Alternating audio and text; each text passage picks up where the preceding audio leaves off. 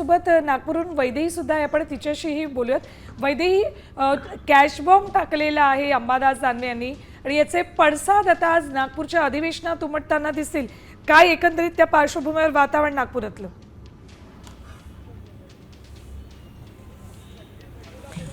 नक्कीच आपण बघतोय की आज अधिवेशनाचा दुसरा दिवस आहे आणि दुसऱ्या दिवशी सकाळीच या ठिकाणी अंबादास दानवे यांनी हा कॅश बॉम्ब टाकलेला बघायला मिळतो आहे. ट्विटच्या माध्यमातून अत्यंत खरं तर धक्कादायक असं हे व्हिडिओ त्यांनी ट्विट केलेले बघायला मिळत आहेत, पोस्ट केलेले बघायला मिळत आहेत. पण आपण जर बघितलं तर या पोस्टच्या माध्यमातून ज्या पद्धतीनं खरं तर त्यांनी प्रश्न उपस्थित केलेले आहेत ते नक्कीच एक महत्त्वाचे आहेत. कारण एकीकडे शेतकरी कर्जमाफीचा विषय आहे, अतिवृष्टी झालेल्या शेतकऱ्यांना नुकसान भरपाई देण्यासंदर्भातला विषय आहे आणि असं असताना देखील काही व्हिडिओच्या माध्यमातून कॅशची बंडल जी आहे ती त्या ठिकाणी दिसून येत आहेत.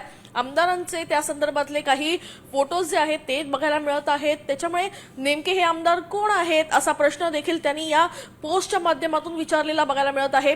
शेतकऱ्यांचा मुद्दा ऐरणीवर असताना अशा पद्धतीनं एकीकडे म्हटलं जातं की पैसे नाहीयेत महाराष्ट्रामध्ये, शेतकऱ्यांना देण्यासाठी पैसे नाहीयेत, केंद्राकडे त्या संदर्भात पाठपुरावा सुरू आहे, तर दुसरीकडे अशा पद्धतीनं बंडल जी आहेत ती व्हिडिओमध्ये दिसून येतात. त्याच्यामुळे निश्चितच धक्कादायक खरं तर हे ट्विट जे आहे ते बघायला मिळतंय आणि एकूणच याचे पडसाद आज अधिवेशनामध्ये नक्कीच पडणार असल्याची माहिती मिळत आहे. कारण हा मुद्दा जो आहे तो या ठिकाणी विरोधक उचलून ठेवणार आहेत. आज 9:30 वाजता